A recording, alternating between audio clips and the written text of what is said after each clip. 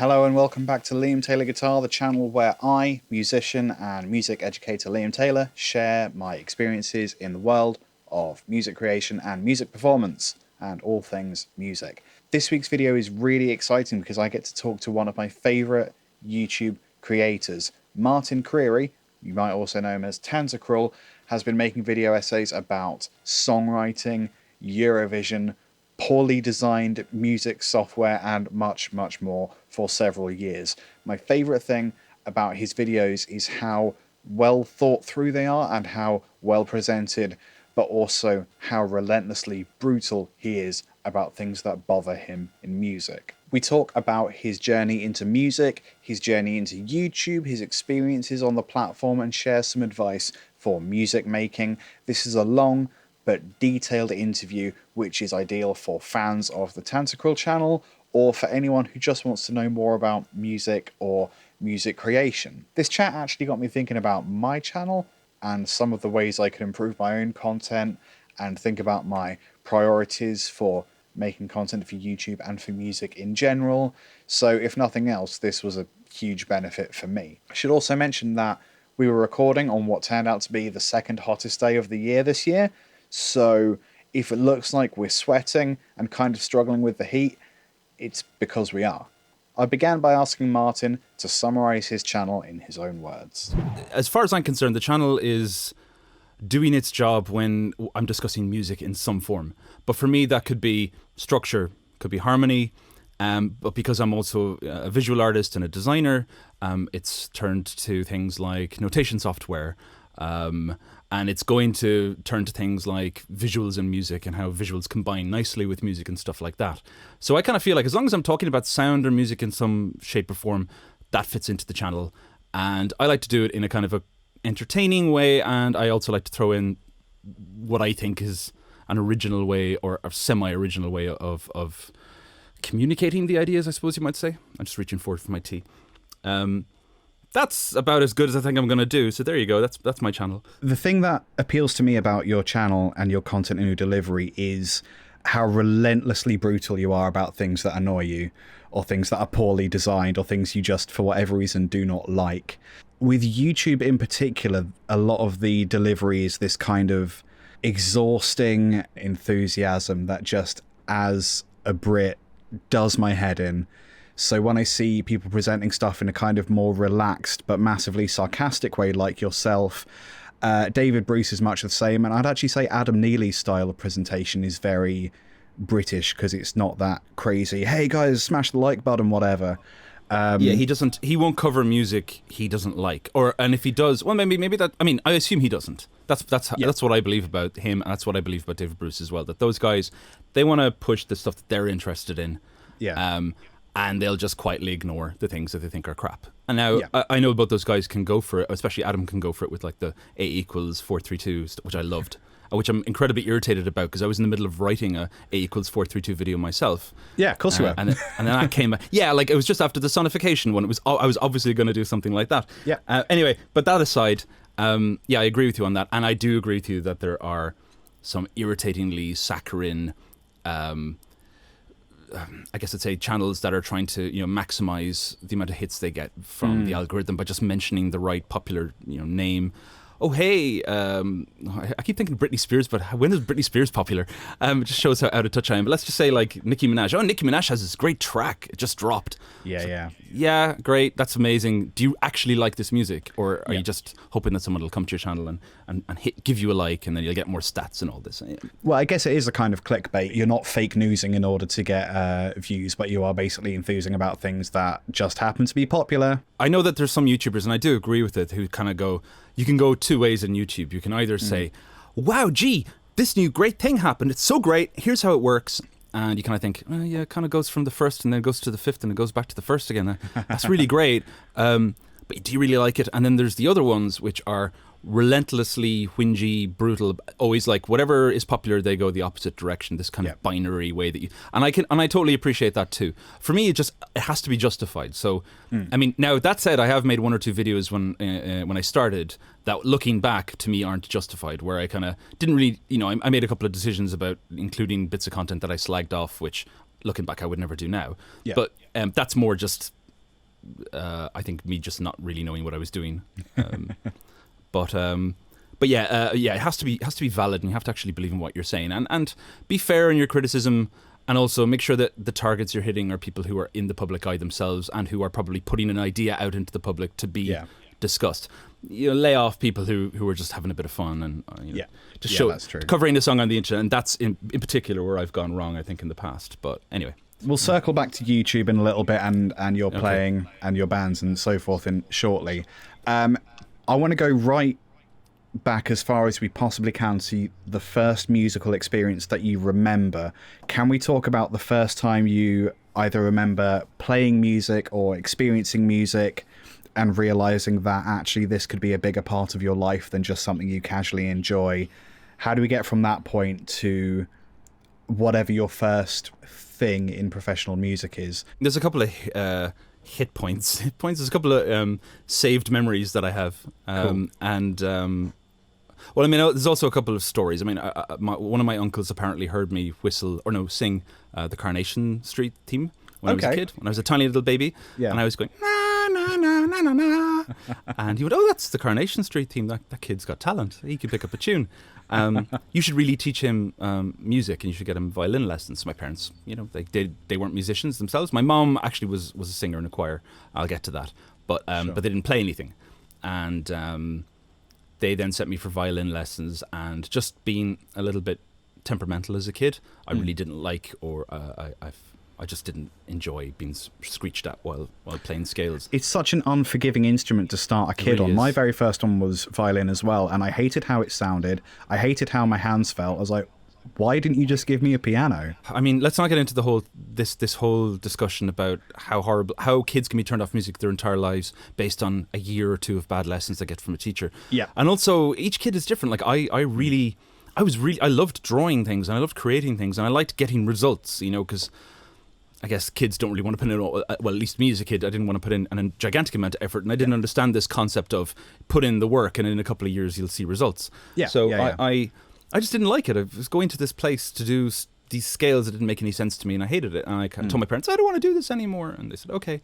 So fast forward a couple of years, and I was definitely, at that point, I was really into draftsmanship and drawing, and very much into, I suppose, English and reading and all this kind of stuff. Definitely definitely that kind of person in school. And then I began to get more interested in music towards the age of about 10, 12, mainly because my mom would bring me to see Beethoven a lot. She's a Beethoven fanatic, and she'd bring me to see the Fifth, and she'd bring me to see the Ninth every single time it came to the concert hall in Limerick, which incidentally is a brilliant concert hall, a really modern one. And it's really terrible that so few things ever come there. But I saw the Rite of Spring in the concert hall. I saw so many of the great pieces of repertoire in the concert hall in Limerick. So I saw a lot of that, and I also noticed my mom's kind of amazement and how she'd be stunned after each one of these performances. And I really enjoyed it. I loved all the drama and everything of the big crescendos, especially in the Ninth towards the end. But I didn't quite, and I'd look at her and I kind of see the reaction that she'd have, and I kind of go, oh my God, she's blown over by this. And that kind of definitely, that stuck with me a little bit. And then, it's so cliched, it's just embarrassing, but I'm a kid of the 90s, right? And grunge was a thing of the 90s, and I still like a lot of the grunge bands. But Nirvana were the one that spoke to me the most, mainly because even though I was a kid of the 90s, I wish I'd been a kid of the 80s so that I could have actually seen any of these bands. Yes. But I literally heard about Nirvana the week that Kurt Cobain died. I just heard Smells Like Teen Spirit that week, and then the guy who showed me it went, oh, that singer I showed you the other day, he died. And of course that just, for me was just laser focused me on this one story, which I just thought was fantastic and amazing. And did I say fantastic? I mean compelling. Yes. And brutal, and spoke to me a lot. And then I just picked up guitar. I asked my dad, could I have one? He got me an acoustic, and he said, you can learn to play electric once you can, I'll get you lessons for the acoustic guitar once you can play, I think it was 8 or 9 chords. So I sat down and I started learning these chords, and it seemed like a fair enough transaction. It was a good idea, I think. And then I heard, and then I kind of semi gave up. I sort of played a little bit, and then a couple of weeks later we went to Dublin. We met a couple of my friends in Dublin, and one of them had a guitar, and he was really good, and he played Smells Like Teen Spirit on an electric guitar, and then let me have a go and showed me how to finger the bar chords for it, and that was it. That was the thing that made me take off, because I could do it, and the electric guitar sounded absolutely amazing to me. Like I couldn't believe how amazing it sounded, and I was like, right, yeah, let's get the chords out of the way, let's get some lessons out of the way, let's do a summer job, and let's save up for an electric guitar, and that was the vision. And from there, really, I never really looked back. And it was like within a year I was writing my own songs and, you know, all that kind of stuff that people do. So maybe about 11, 12. Was also very much into recording. Actually, even earlier than that, I was very much into recording on cassette player and doing... We couldn't do multi-track, but we could do crazy stuff with the single-track recorder that we had by just half holding down the record button. So I used to do a lot of sonic experiments, I guess, like that as well. So maybe the writing was on the wall, maybe even earlier than 11. But cool. Yeah, so that kind of hodgepodge of different stories is sort of how I got started. Wicked. In our email back and forth, you very strongly wanted to talk about failure. You seem to be quite an advocate of getting things wrong, and my day job is in music education, and we have a lot of conversations about, like, yeah, I know you tried to play that song, and I know it went horribly wrong. I'm not going to lie to you, but actually, now that you've done the horrible version, you can get it out of the way and you can move forward. So, yeah, I just want to talk about your experiences with failure, and I guess, crucially, how you turn a failure into a success. How can you build upon getting things wrong? Yeah, I suppose I mentioned failure because last night, what was it, 2 nights ago, I just had it just occurred to me that it was an interesting topic to discuss. It's interesting you brought up an aspect of it that I didn't even think of, which of course is, you have to fail at a piece. If you're learning skills, you need to fail a whole bunch of times before you get good at it, and that's kind of how you learn, of course. And I guess that's just true on a macro level. When it comes to your career or big goals that you set yourself and everything. I guess I wanted to talk about failure because I think it's linked to YouTube. Okay, interesting. At least it is for me, because my goal once I started getting into music properly was to finish art college, which I decided I'd do. I'd go to art college, I'd study graphic design because that's what I wanted to do. But I was in a band, and I had been in a band for about 10 years. And for me, the band was the reason why I didn't need to go and study music, because I had that. Yeah. And the plan was, right, the band... I should also mention that we had a local scene, which was a sort of a DIY punk scene, which we just happened to have an enormous amount of talent in the scene, like organizational talent. And they brought big bands, like they brought Fugazi to our hometown, for example. And they brought big bands over to Limerick, and then people in Limerick got to support them. And then we got to experience what it's like to play to 300 people. We got to experience what it's like to be lifted up in the air and thrown around the place, to a crowd that's going wild and all this, even though we ourselves could barely play our instruments. And that's a big motivator. And that set me off definitely down the track of, well, I know we're good enough. I just know we don't have the skills, we don't have the money, we don't have the marketing, and we definitely don't have the time because we're all in university. So let's finish university. There was 3 of us, and then what I used to say is we'll go pro. And we did. I did anyway. Definitely went pro, as in I didn't take up the job in graphic design that I was offered. I started doing sound engineering in the local venues. I started doing odd jobs here and there, anything I could to do with music, and I started scraping together money in order to finance our band. And looking back, we had no money at all. Like, we couldn't afford a van, we couldn't afford new amplifiers. Everything was a total nightmare if it broke to try and replace.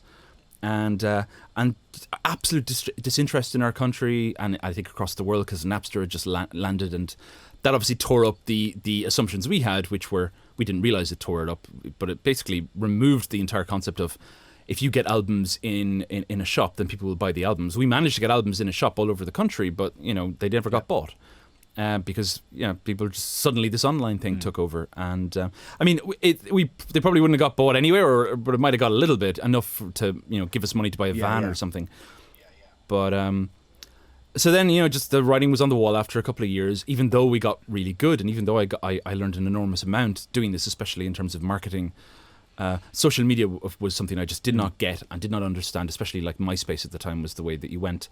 And the thing just eventually imploded, and it was really, really upsetting to me and upsetting to the other band members who were my best friends and still are. And then I said, okay, well, I don't know what to do. I'm going to have to go to London. We just can't keep going like this because we have no money and we have no way of even touring. We lose money touring, or just about lose money touring. It was unsustainable. And my plan was, okay, well, I think we need money. And in order to get money, I have a pretty decent degree. There's a lot of money in London. Why don't we all move to London to be musicians? And that's when the other guys kind of went, well, we're not too interested in moving to London. So I found myself going to London, without any band and leaving behind all the people that I knew. And that's when I had to form like a whole new plan, which was, I can read music kind of. So let's study piano from grade 0 to grade 8. And then after that, learn composition. And then after that, apply for a master's in university. And let's just go that route, and it was just, and it's all born of the failure of the first band, which, was, as I said, very emotionally kind of upsetting for me.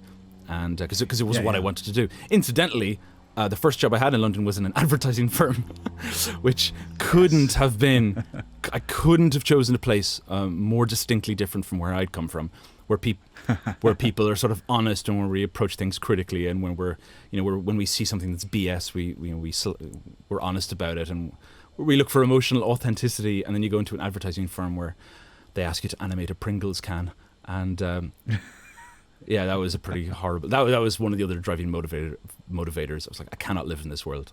This cannot be what I do with my life. And so I guess that's my big failure story, I suppose. And interesting. Yeah, and I guess I don't know where I'm going at the moment, but I wouldn't imagine I would call anything I've done recently a failure. Like, I've maybe hasn't reached the gigantic heights of being the next Britney Spears, but I've got this through line now. I'm going to run with it and see where it goes. It is interesting how, as you say, Napster just kind of appeared, completely, largely overhauled the music industry in a way that people working in music on I guess we say on the ground level didn't know what to do.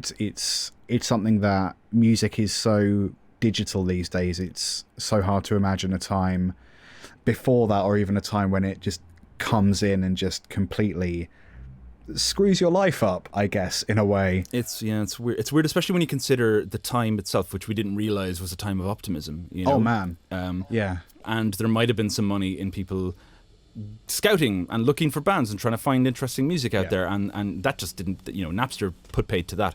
Although, not to be completely 100% pessimistic, it is really nice to know that those scumbags who charged $29.99 for a CD, which cost them about maybe 12p to make for a reproduced CD, that they weren't able to do that anymore. So that was a disgrace, and I'm glad that stop was put to that.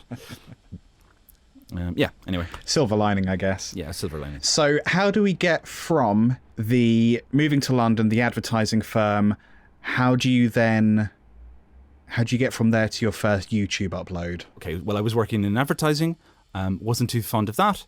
I realized that, with the emergence of applications and the iPhone and Facebook and all this, there was a lot of money in software, and I liked designing software, so I moved into that.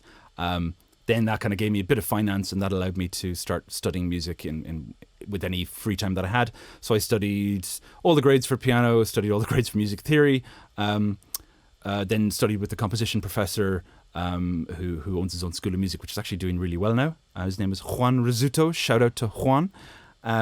Thanks for teaching me some basic stuff about composition and then some advanced stuff later on. After that, then I just started applying for conservatoires, and I got accepted for a master's course in the Royal Conservatoire of Scotland, which is the RCS for short, in Glasgow, and that was one of the best decisions I ever made in my life. I studied under the composition professor Gordon McPherson. They really emphasised the individuality of composers coming in there, and it was really the right fit for me, that place. I got on very well with Gordon, still do.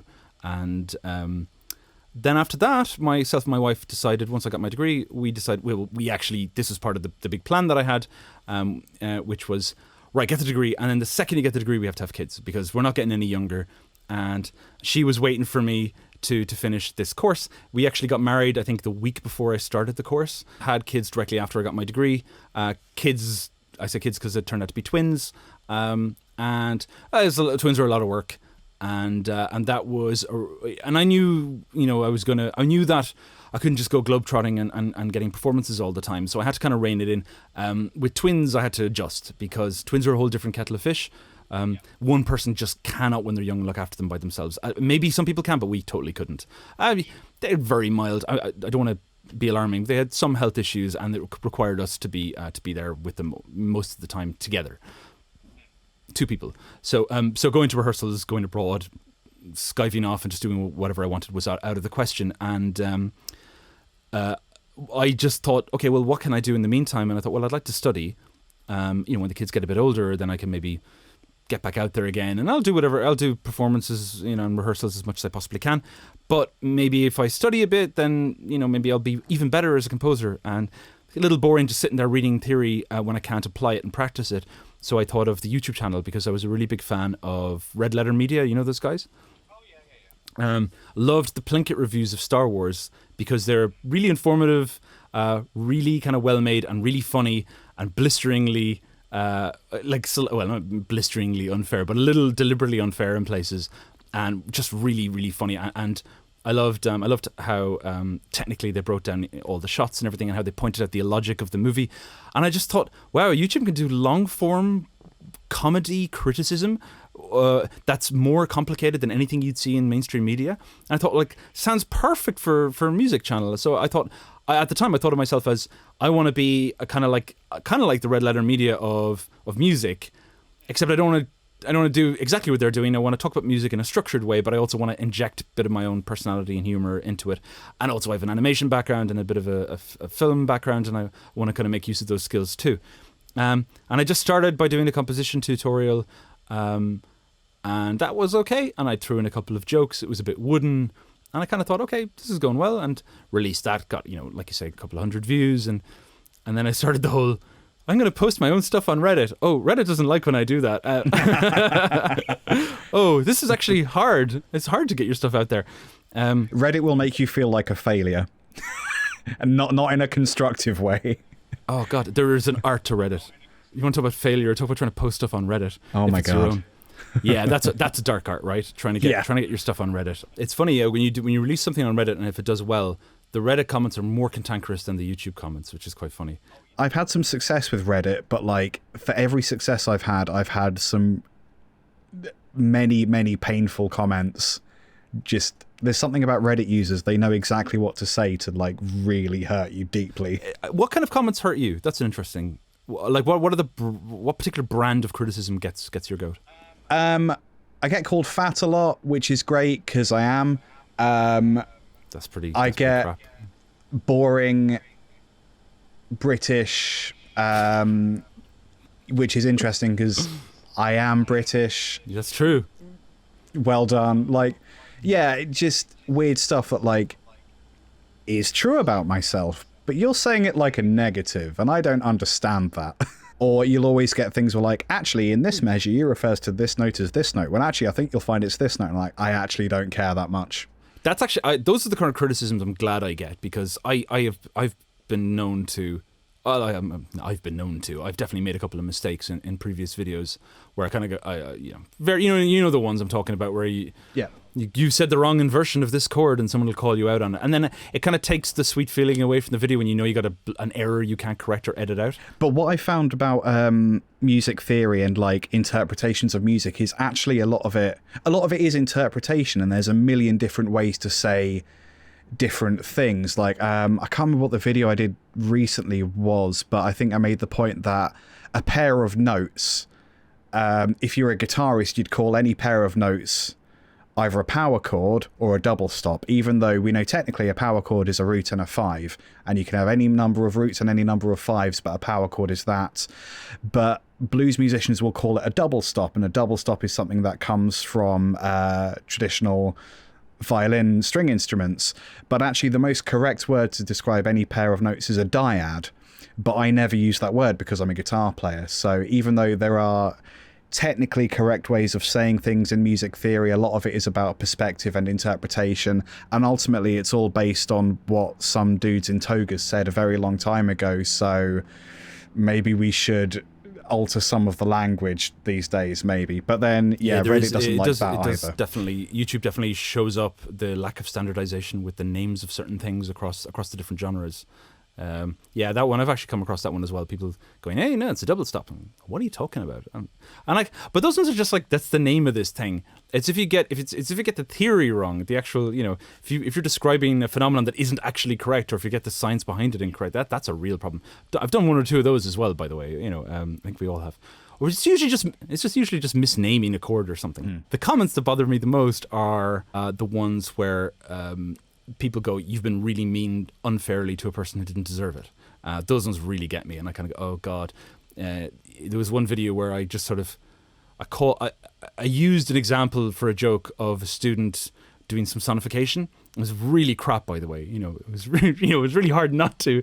But it didn't even occur to me. I just sort of thought, here's a person who's released something on YouTube, glowing about this sonification technique they've used, and I was thinking, so unoriginal. It's been done so many times. I'm so sick of this. It's the whole climate change thing. I'm going to take data from climate change, and I'm going to convert the data into some notes, and then I'm going to get musicians to play it. It's the music of climate change. And you kind of think, it's like such a irritating sort of emotional manipulation, and I sort of thinking, God, and I just kind of used it as a minor example. I didn't actually criticize it too much. I just kind of showed it, and one person just really took exception to that. Went, you're just attacking some fresher in university, who's really not thought this through. And when I look back at it, I was thinking, oh God, I can't really defend myself there. That person's right. And then then the problem there is, I would totally cut that. I would totally cut a whole bunch of, maybe 3 or 4 comments from one of my previous videos. I wouldn't say my videos are rife with this stuff, but a couple are.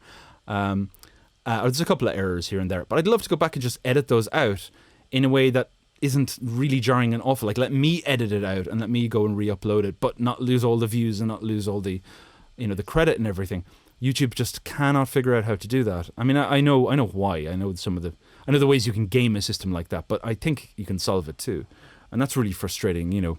It's interesting you bring up the sonification video. I did some work in sonification, but kind of turning visual art into sound or music or audio.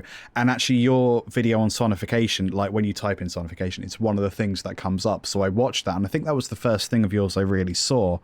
And I was just like, honestly, my reaction was, I really want to do this work, but I really don't want to piss this guy off. So because of your critique, it made me think actually a bit about, well, I'm using this software called Photo Sounder that just takes an image and turns it into sound. And actually, so it reads it left to right. The brightest bits of the image are the loudest volumes. So black is no sound, white is a lot of sound. And then it reads it left to right. So left to right is time, and then bottom to top is frequency. So I was sort of playing around with tweaking this and kind of, if I do this, I get a much nicer sound. But then watching your video, I was like, yeah, but if I'm tweaking it too much and deliberately making it sound nice, then is it music? Is it true? So I'm using something as a reference, as a source to create music or sound art or whatever, but is it true to the original source material? If, where is the line? Where do I stop tweaking? Because it then doesn't become, it's then not true to the original source. Does that kind of make sense? Yeah, I know exactly what you mean. Like, there's so many avenues here. There's so many things. Like, I think it's pretty straightforward how these things can be thought about. Like, any experiment you do that produces a sound and you like that sound is completely fine. It's interesting you mentioned that there was a piece of software you used that read black and white imagery and then converted that to sound. Because I just came across it was an invention that was created in 1913, I think, called the optophone. I just found out about this the other week, and it was something that was to aid people in being able to read books, people who were blind, and it had some crazy sort of circuitry around what looks like a microscope, and it's a big block of a thing, and you'd move it. You'd move it over a book, and it would look at the black ink against the white background. And it would be attached to a bunch of amplifiers or some pieces of circuitry that would take whatever signals they're getting and would be able to convert that into a unique type of sonified sound. And that way then that a H would sort of sound a bit different to an A, and reliably so. And then this weird sequence of sonified sounds could be learned by someone who was blind, and then that would be their way of actually reading the book letter by letter. They just know. And this is before, well, maybe not before Braille, but this thing, the Optophone, actually was commercially released and was a competitor to Braille, I think, for ages. I don't think it's quite. I think its day is done now, but it's an amazing idea. Just the idea of taking something visual, converting it to, abstract sounds that you then learn that actually mean something that's in the real world. And I guess to lead off from that, that's one avenue that people are interested in with sonification, which is there something we can learn about the world as it is from listening to data, from listening to it in some way, shape or form? Convert what you have in front of you, some parameters about it. Could be like when it happened over time or changes to it over time. It could be taking visual mapping from it, from some place or other, and converting that into sound, like, for example, observing the sun or observing the stars. And sound, because our ears can pick up individual sounds from background noise a whole lot better than our eyes can, sometimes has been found to pick out interesting sort of patterns in data that then, further science or further discovery in some sense or other. Yeah, because we're tuned to sort of hear rhythms and patterns, aren't we? So if you notice a pattern in pitch or a pattern in rhythm, that's an indication, this specific area of data is something to look further in at. Sort of zoom in on. Just another tool in a scientist's work belt that helps them to figure out what things are and how things are working. And that's really practical. And then I think, like what you were doing, I mean, to me, what you were doing sounds fine. I was messing around with some stuff to get a sound. What bothers me in the video, and I think my only reluctance my only misgiving about that video was, I don't think I stated it clearly enough, was I can't stand when people take data from something, make music from it, and then go and make that the program note afterwards and go, hey, I took data from the Israel-Palestine conflict and I converted it into sound. And of course, as we all know, the conversion process, you can make it whatever you want. Like, you can make it the happiest, trippiest thing ever. You can make it the saddest, most desolate thing ever. If you put it into the Phrygian dominant mode, it's going to sound like you're in a desert somewhere. It's so easy. So you can just manipulate the data, and it basically means that you didn't even need the data to begin with. And then you got your program note right out of the can. Israel-Palestine conflict, and I've written some music. Listen to it. Oh, da, da, da, da, da, da. And you go, it's so desolate and horrible. Really, it's interesting the way the data brings forth these eerie sounds that really, it's all connected in some weird way. There is a God. And I think that's what drives me insane. It's just it's clickbait again, really, isn't it? It's the sort of thing that, like, it's kind of it's clickbait. It's just a lie. It's the sort of thing that kind of, I'm just going to be really brutal, lonely people who listen to Radio 4 would really love. Israel-Palestine sounds like this. It's really gloomy. Doesn't. Oh, yeah, I know what you mean by Radio 4. That's actually one place I heard it before. I remember Radio 4 used to do this. A scientist has looked into space and he's taken the data from some stars and he's converted those data into music, and now you can hear the sounds of the celestial heavens. Ting-ling-ling, chinkle, chinkle, chinkle, chinkle, chinkle, chinkle. Loads of wind chimes and everything. And I listened to it kind of going, what if you chose tubas? What if you chose vuvuzelas? Would it sound... Why did you choose that particular sound? Is it because we have a bias about what the heavens might sound like? Yeah, come on, give me a break. If you put death metal on a glockenspiel, it's going to sound like space. Like one of those really short Slayer songs, or just like three seconds of Slayer represents every single time a star twinkles in the sky. How's that going to sound? But they always choose wind chimes and they always choose the Celeste. I think that sort of neatly covers your journey into YouTube. I'm wondering if there was a specific point or a specific upload where you realised, this is something I perhaps should pursue a little more, with a little more structure or a little more time. I'm not certain there was an individual video that made me go, wow, it's all taken off here. Certain little milestones in my own mind definitely stand out. I mean, I remember when I released a Hallelujah video, which for me was a total experiment, because I'd done this one kind of quite dry video about composition, about what was it? Transitions, it was called. Yeah. And after that video, it was quite dry composition sort of video. And then I tried out this other one, which was something that sort of drove me nuts a bit, which is in the early verses of Hallelujah, when people cover it, they tend to just for some reason jump an octave and do weird warbly things. And for me, it's like, if you're interpreting the song, go for it, interpret the song. But if you're going to like basically do the Jeff Buckley version, the John Cale version, just, do it the way they do it, because they do it well. And it's obviously connected to the exact words that they're singing, and there's an obvious direction that's happening here. They're going up and they're coming down. It's really basic stuff. And I kind of released that, and I posted it on Reddit myself, and kind of went, I've got this really great video you want to check out, and and then overnight, because I posted it just before I went to bed. Overnight, I woke, it spread a little bit, and I woke up and I had 300 new subscribers from 10, 20, whatever. And I remember just looking at my Gmail and seeing all the subscriptions. I was like, oh my god, this is crazy. And then I saw that I had lots of comments, and I had like 1,000 views or something like that. And I was, oh my god, I've had 1,000 views. I never thought this was possible. And I mean, that for me was kind of sort of justification that I could be funny, that someone might actually be inclined to watch my stuff. And that kind of gave me a bit more motivation to go ahead and try out other things. But then it was a long time before I got another one of those. I did the sonification one. That was just in terms of views, a swing and a miss. Actually, all of them were a swing and a miss after that, because that's the way YouTube is. There's a certain point where it goes, we're gonna give you views now, and that's what happened. I think the one that kind of kicked off my channel, if we're being honest, is the Sibelius one. Before that, the second Eurovision video did quite well, and that was beginning to really take off, and then it got taken down, and then that got me like a couple of thousand subscribers, which was a really big deal, and that kind of made me think like, I was about to take off, and then they cut me. But I kind of had this feeling like I've got momentum now. I think it's going to happen. So I did the Sibelius video, and then I remember it just started taking off by itself, and then all my other videos started taking off too. And the Hallelujah one started getting recommended, and the guitar cover one, which I think we were going to collaborate on, that one really took off, and that's actually one of my least favorite videos that I've done. And that one's passed 1 million views recently, and the Hallelujah one's kind of not far off. And then all my backlog started doing well, and the sonification one started doing well, and all the other ones too.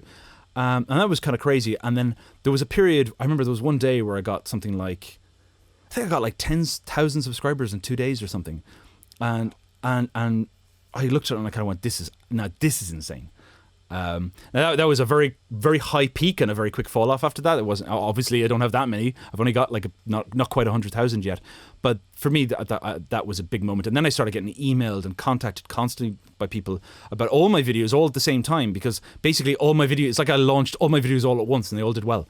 And I was inundated. It was a little bit petrifying actually, because just I didn't even want to look at my email. I was getting rang constantly. I took a couple of days off work just to be able to deal with the admin. That's when I realized I've put a lot of personal data up online. I mean, there's like my channel, my forwarding address of my channel is my own personal email address. I should probably sort that out. Fixed a couple of those things, and that was another kind of big moment. But I think along the way and after that, one of the things that kind of emerged in my mind was that YouTube is a viable way, I think, for a potentially viable way for a musician to get together an audience for themselves, so that when they want to release music in the future, they can just honestly go, hey guys, if you're interested, I've made some music, I talk about it a lot, if you want to see me actually do it and put it into practice, then I can do that. I'm in the middle of writing a whole bunch of music. I had a concert in Dublin last week, which I intend to release soon enough, and for me it's just that's a way of getting around this whole publishing problem at the moment, is just become your own publisher and become your own marketer. And for me, it's like, and instead of just putting ads on the tube, actually make entertaining stuff that people might want to see and listen to. And then you just go, hey guys, I've released something. If you're interested, maybe become a patron and patronize me. And if you're not, then fine, you don't have to listen to it. And that feels great. It feels nice that there's a potential way for me to actually release my music to people who may want to listen to it. And that's sort of what I'm thinking about at the moment too. But also, I just love the YouTube side of it. I love the talking and all that. I love just commenting on things, and I love the buzz of seeing a video take off. So yeah, I guess I've answered your question, and I've put a little honey on it as well, with lots of other random stuff. What sort of time frame are we looking at between your first upload and then the point where you were getting several thousand interactions a day? Like, just approximately 3 years, 10 years? What do you reckon? I'd say the milestones are 1,000 subscribers. The next milestone's 10, and it really feels to me like those were milestones. I think the first 1,000 was about a year. The next 10 probably took about 8 months. I remember I languished on 7 for ages. Like, I can't get past 7,000. And then after 7, 8, 9, 10, 11, 12 flew by. And And then and after the whole Sibelius thing, the thing I described, the big sort of coming out party for my channel, I think I landed on around 50. And then I kind of started building again. So from January 50 to where I am now, about 90, 91, 92. So I think really around January was when I kind of felt like I'm kind of, I wouldn't say yet established. I'm not that well known. I mean, compared to some other channels, I'm certainly still a bit small fry. But now when I release a video, people I know about and I've followed will sometimes talk about them. So that I think started happening around January. Properly, when I released the MuseScore video, it became obvious then after that. And since then, when I release a video, which I actually think is just one more video, when I release videos, I generally see them being discussed or thrown around by people who I would normally follow. And that kind of feels to me like, okay, I'm kind of a YouTuber now. I'm sort of known. So yeah, I would say the Sibelius one kicked it off, and then there was about 3 months of craziness, and then I emerged on the other side as someone who can release a video and expect to see a couple of, expect to see 50,000, let's say, views on a video, as long as it doesn't get pulled or demonetized or whatever, all that stuff. I guess one thing I wanted to mention was, at the moment, I'm really super part-time on YouTube. It's been like a couple of months between releases, and that's just it's actually, again, a hangover from Sibelius. There's a couple of things going on, and I'm not trying to be secretive. I literally can't talk about them. There's a couple of things going on which are all in service of the channel, which I've been doing, which I'm hoping to release, and hoping to have a better release cadence maybe towards the end of the year. And some of the stuff I've been doing will come out there, and one or two things I'm really excited about. But yeah, that's kind of, for anyone listening, that's why I've kind of gone cold, and that's why you only see a video once every 3 months from me. I've also gone kind of more long form recently. My videos tend to be close to half an hour now, and I don't intend to keep doing that either, but that's another thing that keeps me from releasing regularly. I'm kind of being really cheeky with these interviews. I'm basically just trying to get career advice from other people. So here we go. The struggle that I'm kind of experiencing at the moment is that I'm trying to work out if there's a specific area of creativity or music education that I need to niche down on, not specifically YouTube, but kind of just in my life. So my day job is in music education. I'm a glorified teaching assistant, basically, by day. I do weekly YouTube videos. I do these Cubase live streams. My YouTube content varies from here's something that annoyed me at work today to can you please stop looking at your hands when you play guitar to that funny thing Bart Simpson said? Well, I remixed it. And I'm wondering if you've ever been at a point where you've felt like you're doing too many different things, or if you think that's a hindrance. This seems to be a pattern with creative people. They try to do all these different pockets of different things without any kind of unifying theme, I guess. There was a question in there somewhere. I guess the first thing is let's chat about niches. So by niche you kind of mean you're doing podcasts. I know you're doing that. You've got, I think, 2 YouTube channels. You're a music educator. You write a lot of music. That's already 5 things I can think of. And I'm getting the sense that you feel quite a bit spread in all those different things. So when you say niche, do you mean like, should I focus in on the YouTube channel or one of the YouTube channels, or focus in on podcasting and drop one of the other things? Kinda, yeah. I mean, let's just stick with the YouTube thing for the moment. So my content is, there isn't necessarily a unifying thing. When I started, it was about, these are some things about playing guitar, not necessarily here's a lick of the day, but like, I see guitarists do that, I think it's dumb, here's why you shouldn't do that. But people tend to not watch those videos, which is how come I've ended up doing a more production side of things, or Simpsons remixes, basically. When something's not working, you have to shake it up. That's my this is just my own feeling about my own stuff. Now, like, to be honest with you, I had a lot of faith in my own format, just because the video essay format, I'm not going to turn this into talking about me, I'm just giving an example. The video essay format is long established. I don't have to focus in the camera myself, so I didn't have to rely on my own performance the way that some YouTubers do, and that's something that takes a bit of time. Like, I'm nowhere near as camera ready as you are, or Adam Neely, or David Bruce, or any of these people are. It's more worrying for me. But I have obviously worked in a whole lot of different places, and I've done a lot of video content, professionally. And when something's not working, if you're doing a series of some kind, you need to shake it up in every single respect. So maybe I would say, maybe take the camera off your face sometimes. Maybe think of some. Do you write scripts? Yes. Yeah. I write scripts, so I was going to suggest do or don't write scripts. But like maybe experiment with Your videos are usually around the same length as mine, like 9, 10, 11 minutes or something, I think, right? I'm trying to cut them down to sort of the 2-3 minute mark where possible, but like, well, you know the struggle. There's a lot to be said in these subjects, so like cutting down doesn't feel right. I'm actually falling into the trap here of being pedantic with unnecessary. Like, these are the stats, and these aren't actually important. Yeah. I shouldn't be asking you about how much time you're using, because that's irrelevant. How much time you need is the amount of time something should take. There's definitely the algorithm game, which is release short little packages every day. And let's not go into that. We all know that particular piece of advice. I would shake things up and kind of go, maybe I should turn the camera on other things. Maybe I should do, like, you release, I think, every week. Maybe I should try see what I can do in a month. Or maybe just start somewhere and start editing together a video based on a single idea and try to look at it from different perspectives. Take yourself out of your comfort zone, bring the camera elsewhere, maybe use clips. You already use clips of other things, but introduce clips. And also another one I think is quite useful when I write scripts. I usually write a script or two. I've always got like the next couple of YouTube videos planned. Yeah. I put them in a drawer. I go off and I do something else because I'm a bit like you. I'm quite spread around. I come back to the script later and I read through the script and I make sure that every single line, that there's not a line wasted, that there's not a bit where I'm saying something where it's kind of irrelevant, where I'm sort of trailing off, and I try to keep it just absolutely iron. Yeah. Like in its flow from one place to another. I don't always succeed, but that's what I try to do. And for me, like, going back over the script a couple of times is really important. That said, when I do write the script, I don't necessarily read out every word I said there.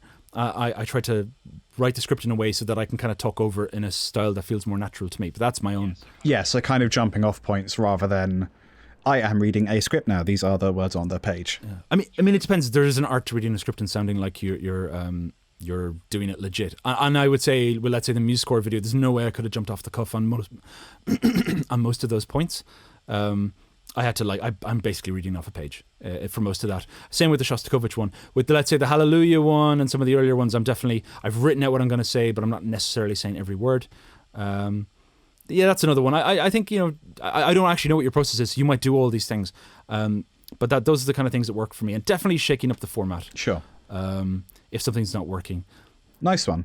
You've described some things that I am doing, but I'm always wondering, is this... I know there isn't a right way to necessarily do anything in a creative industry, but I'm always wondering, like, is this a massive waste of time? Is there a better way to do this? So it's nice to reinforce the aspect of stuff that I am doing. So I'm the same as you. I think I've some ungodly number of scripts in the bag, something like 50 or 60 going back for the last 2 years.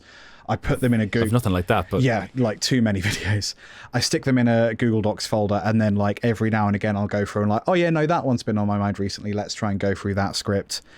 And then eventually they'll come to the fore. So like... There's another thing, and even though this falls into the same category as those kind of annoying websites that go, here's how you're a famous YouTuber, here's how to be a famous YouTuber. Oh, just use short and choppy words that people like and want to read about or want to watch, and put them in your video and use keywords and all this. But the two in particular that I paid a lot more attention to around the time my channel started getting some views were like really paying attention to the keywords and tags. Yeah. Like when I started doing that really made an impact. Yeah. And also just paying a lot of attention to the thumbnail. Especially like for me, I try to make sure that my thumbnails stand distinct from ones I've done before, but have something in common with them. Yeah. Some people obviously use their face a lot. Like I know Adam Neely uses his face in a very identifiable question-answer sort of format, so that you kind of know that it's new because he's put really big words over the top of it that let you know that. But the keyword one, that's like the dark art. Yeah. There's a lot of different services. Some you can buy, some you can go on for free, like the Google Analytics one that lets you. I don't remember the name of it, unfortunately, that lets you try out a couple of keywords and see how relevant it is, and that's really important. And also cutting out the ones that aren't doing well for you, like going back into old videos and seeing, I've actually used all kinds of stupid keywords like music. You're not going to never put music as your keyword. That's the description of your channel. Actually, that's another one. For ages, my channel was... My channel, I think, was titled, as in the actual description of my channel was, I think, entertainment or maybe something else. I had miscategorized my own channel for ages. When I changed that to music, that was also around the time my channel started doing well. So I think there's actually some basic settings stuff that people should pay attention to. Again, I'm sure you're doing all that, but I'm also just aiming that outwards as well, because for me, when I started getting better at that stuff, that really helped, you know. And I can see big differences in old videos when I tweak a certain word. Like my Star Wars one, that's the biggest swing and a miss I've ever had. Like that got absolutely, that was dead. And I released it around the time of the release of the Return of the whatever that awful movie's called, not the Return of the Jedi, the Last Jedi, and I timed that well, and it just did nothing. And then later on, I tweaked some of the keywords in it a bit, and then suddenly, I mean, it didn't do amazingly, but suddenly, yeah, it's over like 150 or something thousand views, which is great. It's interesting you mentioned the category side of things, because I think you have a channel category, and then every video you upload, you can change the category as well. So I think currently I'm on how to and style, because I feel like when I upload a video under the music category, I get spam comments telling me that like I can promote my SoundCloud channel for free, and I'm like, obviously it is spam, but also it's spam that is irrelevant. So am I trying to get the wrong kind of views because music implies it's a music performance or a music video rather than music education?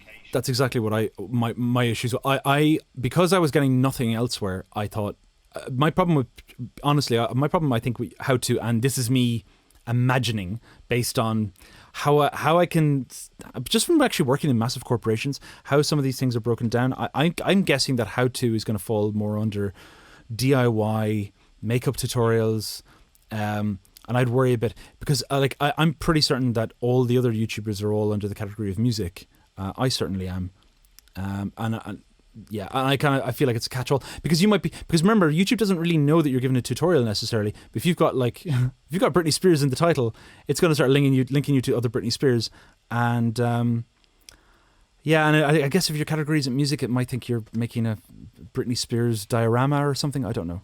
Yeah. That's my guess. It's really dumb, but you're right. It needs to be split out into other categories. That is actually a good answer in general. Your whole response is good to reinforce the things that I know I'm doing. But I think, I might try and shake up the format a little bit, or I might try and... I think I want to publish more music on YouTube, and not just Simpsons remixes, but actually try and be more creative and demonstrate that I am actually a working musician. I am actually creating music. So when I do a tutorial on something, you can see here's me using it in practice as well. Something other than just a track created specifically for that video. And I think this is all good stuff. Yeah, I think you're right. Yeah, and I think this is all good stuff to sort of reinforce if a viewer watching this is interested in doing their own YouTube, or if they're in a similar situation to me but not trying the same stuff. So thanks for that. And I've got my signature end question. Now, the thing with this question is that it's got to be specific to your experience in music or in life. So if I were to ask any other musician or any other creative person, YouTuber, whatever, their advice would be different. So, for example, 12-tone Keary, their answer would be specific to them. Your answer specific to you. What was 12-tone's answer? That way I can perhaps rob it. Well, so the question is, what is one piece of advice that you can give to a musician that's unique to your experience? Don't get bogged down in music theory, was the gist of it. If you've learned how to do something, if you've learned a specific writing technique, that's amazing, but that doesn't mean you have to put it into every single piece of music, which I thought was brilliant considering their content is what it is. It's good that, I mean, that's great. Obviously shows like he has the perfect distance from his own subject to be able to recognize exactly when it's appropriate and when maybe it's you're overusing it or something. I mean, you can see it time and time again. I'm sorry to delve into this, but you can see sometimes a person's going, hey, shouldn't you move from, I don't know. You can't remove from a diminished fifth to a first. You can't do that because in my theory book you can't do that. Yeah, but I just did it and it sounded epic, so whatever. Sounds great. Actually, who would ever say that? Yeah, of course you can move from diminished. That's my favorite transition. Anyway, what was I going to say? One of the things that I try to always remind myself not to do is to be too ideological, I guess, when writing music, and to avoid musical ideologies. And I guess, a classic one would be you come across some people who think that music, is no good if it can't be danced to. They have like this little idea in their head about what music should be. And it's in effect a kind of ideology, but also classical musicians have this too. It's not just people who maybe aren't trained in music. I mean, you have like the famous non-tonality versus tonality kind of thing. That if music in this day and age after Schoenberg, if your music's really tonal, then it's kind of lame, or maybe you're not pushing yourself enough and all this. I think another type of one that really bothers me is this unattainable quality of newness that people are always going on about. Especially younger people seem to think that if your music isn't new, displaying this quality of new, then it's old and therefore it's bad. And I think one of the examples of that would be, again, tonality. People kind of going, oh well, it sounds like kind of tonality you heard from older pieces of music. And again, I kind of think that sort of ideology can sometimes mask the fact that there are other ways of describing things in music, other than just what kind of tonality you're using. I mean, obviously that was the entire idea of serialism in the first place, which is let's get away from tonality, let's get away from the classic Western harmony. Let's focus in on other types of things and let's use this as the framework to allow us to do that. Let's experiment with structures and all this. And I think another one which I grew up with was the sort of punk aesthetic, which is hooked into this concept of commercialism, which would be if a band doesn't display these kind of values, and if they don't wear these kind of clothes, and if they're on a particular type of label, then they're going to be crap. And again, it's just you're using shortcuts to making your musical decisions there. You're using biases, and they're sometimes wrong and they're sometimes right. Just be a little careful. And I guess 12 Tone picked out one of the most obvious ones, which is don't allow theory to don't look at the theory book and see the way the theory book describes that music works, and then just do that in your own music, because that's like another form of hard ideology. And it's something that because I definitely fall into all of us are ideological in our thinking, and music, in a way, the way we talk about it, the actual term music itself is problematic, because it describes all kinds of things that aren't actually the same. Like, you got music with vocals in it, and the vocals are saying something, and that's usually quite programmatic. So that's almost telling you what the music is, and that's on one side. And then you have instrumental music, which isn't saying something, which doesn't necessarily have a program, and that's on the other side. To me, those are like nearly irreconcilable types of thing, and they don't fall under the category of music for me. They're just completely different, and you can't use categories to judge one to necessarily judge the other. And I think that hurts people when they're trying to figure out whether rap is music. Kind of go, well, no, yeah, kinda, yes. It's a type of music, and it's music is not good enough as a description for these things. It's just too vague.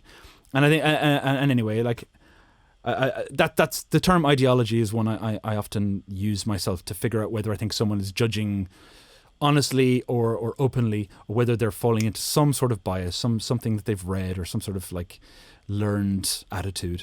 Perfect. I love it. So the last thing is, and I'll do this formally again when it's not the hottest it's ever been, but do you have a preference for where people go to find out more about you? Website, Twitter, or presumably YouTube? That's a good question. It has to be YouTube at the moment, because yeah, I'm this is actually something that came up with David Bruce's video that we were all involved in. Oh yeah. I have a lot of music, and I'm in the middle of putting it all together and remastering it and blah, blah, blah. And some of it I don't want to release. Some of it I'm in the middle of recording that I've written for years. And people are like asking, like on my channel and other videos as well, where's this guy's music? He goes on about being a musician. And Adam Neely pointed it out, Ben Levin pointed it out, David Bruce pointed it out, and now I'm just kind of getting self-conscious about it. So it's something that I'm actively doing, is putting together my music so you can actually go and hear it, So yeah, I'll keep you posted, but stick to the YouTube channel and Twitter. There would be the two places that I would definitely shout out when I have something. Wicked, nice one. Thank you so much for your time, Martin. I really appreciate it, and yeah, we'll keep in touch. Cheers, man. So that was Martin. What a cool guy, and what a fun chat we had. So please go and subscribe to his channel if you haven't done that already. Links are in the description, and his channel will be linked on the end screen as well. He's so close to 100,000 subscribers right now, and he might even have hit that target by the time the video comes out. I don't know, but if this video can contribute towards that particular landmark, that would be really, really cool. Thanks for watching, ladies and gents. You can subscribe to this channel as well. The links are basically everywhere. I release new videos every Friday about my music making journey, or some music that I've made, or some crazy dumb experiment I've done, and they go up every Friday at 4 p.m. GMT. See you next week, Friday, 4 p.m. GMT.